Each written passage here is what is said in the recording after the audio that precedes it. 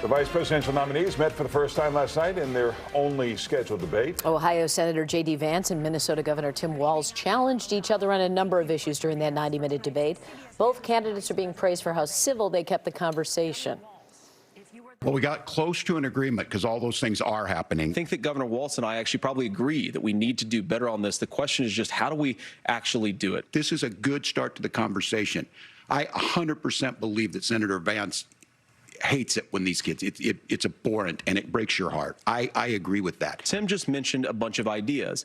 Now, some of those ideas I actually think are halfway decent. The rhetoric is good. Much of what the senator said right there, I'm in agreement with him on this. I watched it happen too. I watched it to my communities, and we talked about that. I actually think, I agree with you. I think you want to solve this problem, but I don't think that Kamala Harris does. Vance has events in Michigan today where former President Trump will be tomorrow.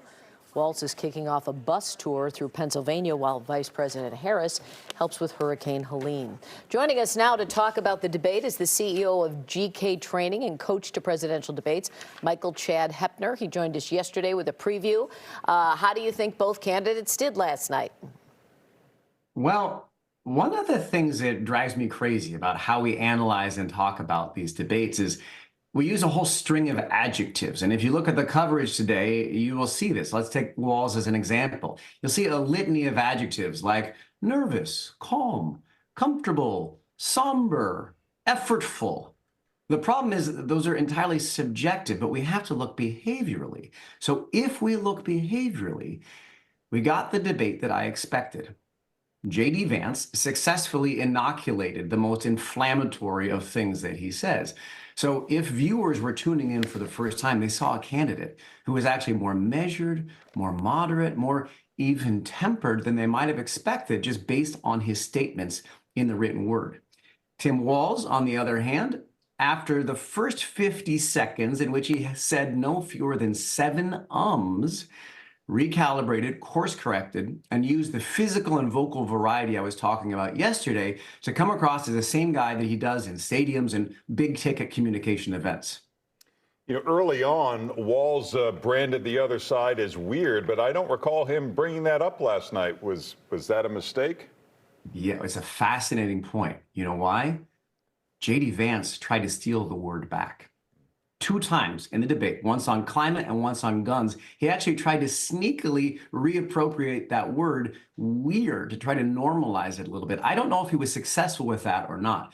You're right, Walz never actually got into that terrain. So was that a misstep? Maybe. He certainly was not as linguistically accurate as Vance was, so maybe he has some regrets about that. I don't know. You'd have to ask his camp. But overall, I thought he outperformed the quite low expectations the campaign was trying to set for him. As far as policy, I know you talk about style a lot, but style kind of, you know, it inches into the policy discussion as well. So did they hit home runs on any issues as far as both candidates? Yeah, I think most telling was actually how they performed in terrain in which they were not comfortable. I'll give you an example. The silly takeaway from last night is simply that J.D. Vance is a better liar. Now, the reason I say that, I'm not talking about fact-checking. There's plenty of outlets you can look to fact-check the debate. Let's talk about 2 specifics. They both got into terrain they were uncomfortable. Walz, about his time in China.